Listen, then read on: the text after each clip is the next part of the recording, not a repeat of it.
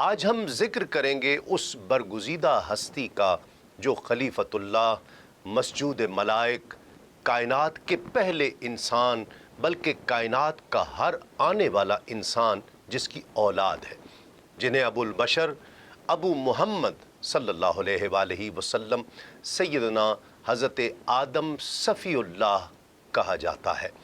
پہلا انسان ہونے کے ناطے ان کے احوال جاننے کے تجسس سے ہمارے ذہنوں میں کئی سوال جنم لے سکتے ہیں۔ مثلاً یہ کہ اللہ رب العزت نے خلافت حضرت آدم علیہ السلام کی خبر ملائکہ تک پہنچائی تو ان کا جو رد عمل سامنے آیا اس کی حکمت کیا تھی؟ اللہ رب العزت نے حضرت آدم علیہ السلام کو خلیفہ کیوں بنایا؟ تخلیق آدم علیہ السلام کن مراحل اور لمحات میں کی گئی؟ مستند روایات میں حضرت آدم علیہ السلام کی جسمانی حیت کیا تھی؟ فرشتوں کے مقابل جناب آدم علیہ السلام کو علم الاسماء اور معرفت کے موتیوں سے کیوں منور فرمایا گیا؟ جو سجدہ حضرت آدم علیہ السلام کو کیا گیا اس کا مقصد کیا تھا؟ حضرت آدم علیہ السلام کا اجمالی تذکرہ قرآن مجید میں متعدد مقامات پر جبکہ تفصیلی ذکر 7 مقامات پر 7 صورتوں میں کیا گیا ہے۔ ناظرین کرام، ذرا اس منظر کو تصور میں لائیے کہ اس کائنات کی کوئی شے وجود میں نہیں آئی تھی، نہ زمین، نہ آسمان، نہ چاند، نہ ستارے، نہ شجر تھے، نہ حجر، نہ صحرا، نہ سمندر، نہ حیوان تھے، نہ انسان، ایک خدا کی ذات تھی اور کچھ بھی نہ تھا۔ ظاہر ہے کہ ایسی سنسان حالت کب تک رہ سکتی تھی؟ شان الوہیت نے تخلیق انسانی اور نیابت سونپنے کا فیصلہ فرمایا۔ خطیرہ قدس کی ملکوتی فضا میں ہلکا سا تلاطم اور جوش پیدا ہوا، عدم کے پردے اٹھے اور افق کے اس پار نگار خانہ کائنات خاموشی سے ابھرنا شروع ہوا۔ ان تمام امور کی انجام دہی بحکم قرآنی 6 مراحل میں طے پائی۔ یہ دورانیہ کارکنان قضاء و قدر کی زندگی میں بڑی گہما گہمی اور یہ 7 مدبران امور الہیہ کی ساعتوں میں بڑی ہم آہنگی کی تھیں کہ حضرت آدم علیہ السلام کی تخلیق سے پہلے اللہ رب العزت نے خبر دینے کے انداز میں فرشتوں سے جو گفتگو فرمائی اسے قرآن مجید نے بھی بیان فرمایا۔ ارشاد باری تعالی ہے، وَإِذْ قَالَ رَبُّكَ لِلْمَلَائِكَةِ إِنِّي جَاعِلٌ فِي الْأَرْضِ خلیفہ، اور یاد کرو جب تمہارے رب نے فرشتوں سے فرمایا میں زمین میں اپنا نائب بنانے والا ہوں۔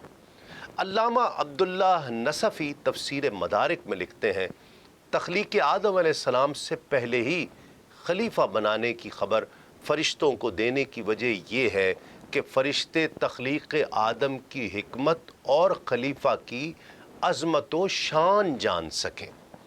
یہاں ایک بات اور قابل غور ہے کہ اگرچہ ظاہری طور پر سب سے پہلے خلیفہ حضرت آدم علیہ السلام ہے، لیکن حقیقت یہ ہے کہ سب سے پہلے خلیفہ ہمارے آقا و مولا حضرت محمد مصطفیٰ صلی اللہ علیہ وآلہ وسلم ہی ہے۔ جیسے امام ترمذی علیہ رحمہ سے مروی ایک روایت میں حضرت ابو ہریرہ رضی اللہ تعالیٰ عنہ فرماتے ہیں کہ صحابہ کرام رضی اللہ تعالیٰ عنہم نے عرض کی، یا رسول اللہ صلی اللہ علیہ وآلہ وسلم، آپ کو نبوت کب عطا ہوئی؟ ارشاد فرمایا، میں اس وقت بھی نبی تھا جب حضرت آدم کی تخلیق روح اور جسم کے درمیان تھی۔ علامہ احمد ساوی اپنی تفسیر میں فرماتے ہیں، حضرت آدم علیہ السلام کو خلیفہ بنانے کی وجہ یہ نہیں کہ اللہ تعالیٰ کو اس کی حاجت ہے، بلکہ خلیفہ بنانے کی حکمت بندوں پر رحمت فرمانا ہے۔ اللہ اکبر! کیونکہ عام بندوں میں یہ طاقت نہیں ہے کہ وہ کسی واسطے کے بغیر اللہ تعالیٰ سے احکام حاصل کر سکیں، اس لیے اللہ رب العزت نے اپنے اور انسانوں کے درمیان ایک خلیفہ بنایا جس کو نبی اور رسول کہا، اور اسے ایسی صلاحیت عطا فرمائی کہ وہ فرشتوں کے واسطے سے یہ براہ راست اللہ رب العزت سے احکام حاصل کر کے انسانوں تک پہنچا سکے۔ لہٰذا انسانوں میں سے ہی रसूलों और नबियों को खलीफा बनाकर भेजना अल्लाह रब्बुल इज़्ज़त की रहमत, लुत्फ़ और एहसान है। फरिश्तों ने अर्ज़ किया, अतजअलु फ़ीहा मन युफ़सिदु फ़ीहा व यस्फ़िकु दिमा व नहनु नुसब्बिहु बिहम्दिका व नुक़द्दिसु लक। क्या तू ज़मीन में उसे नायब बनाएगा जो इसमें फ़साद फैलाएगा और खून बहाएगा, हालांकि हम तेरी हम्द करते हुए तेरी तस्बीह करते हैं और तेरी पाकी बयान करते हैं। अल्लाह रब्बुल इज़्ज़त ने इरशाद फरमाया, इन्नी आलमु मा ला तालमून, बेशक मैं वो जानता हूँ जो तुम नहीं जानते। अल्लामा इब्न कसीर रहमतुल्लाहि ताला अलैह लिखते हैं कि फ़रिश्तों ने इंसान के बारे में जो कलाम किया कि इंसान फ़साद करेगा और खून बहाएगा, इस कलाम का मकसद अल्लाह ताला की तख्लीक या उसकी मशीयत व इरादे पर एतराज़ करना नहीं था, और न ही इंसान के मकाम व मर्तबे का इनकार मकसूद था, और यूं ही इंसानों से हसद भी उनका मंशा नहीं था, क्योंकि फ़रिश्ते तो मासूम हैं और उनसे अल्लाह रब्बुल इज़्ज़त के मामलात पर एतराज़ या किसी से हसद का तसव्वुर तक नहीं किया जा सकता। उनकी अर्ज़ इजहार तहज्जुब और खलीफा बनाने की हिकमत मालूम करने के लिए थी।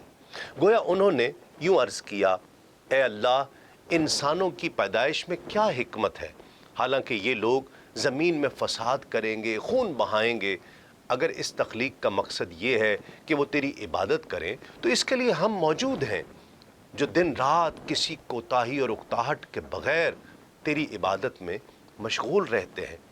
अल्लामा अब्दुल्लाह नसफ़ी तफसीर मदारिक में लिखते हैं, फ़रिश्तों ने इंसानों की तरफ फ़साद फैलाने और खून रेज़ी की निस्बत इसलिए की थी कि उन्हें मालूम था कि औलाद आदम में से कुछ लोग फ़साद और खून रेज़ी करेंगे, और ये इल्म फ़रिश्तों को या तो सराहत के साथ अल्लाह रब्बुल इज़्ज़त की तरफ से दिया गया था, या उन्होंने लौहे महफूज से पढ़ा था, या उन्होंने उन जिन्नात पर क़यास किया था जो पहले ज़मीन पर आबाद थे और वहाँ फ़साद बपा किया करते थे।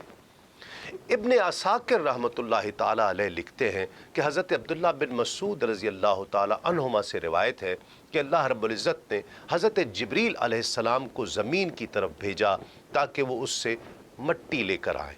तो ज़मीन ने कहा, मैं उससे अल्लाह ताला की पनाह चाहती हूँ कि मुझसे कुछ कम किया जाए या मेरी कोई चीज़ ख़राब की जाए।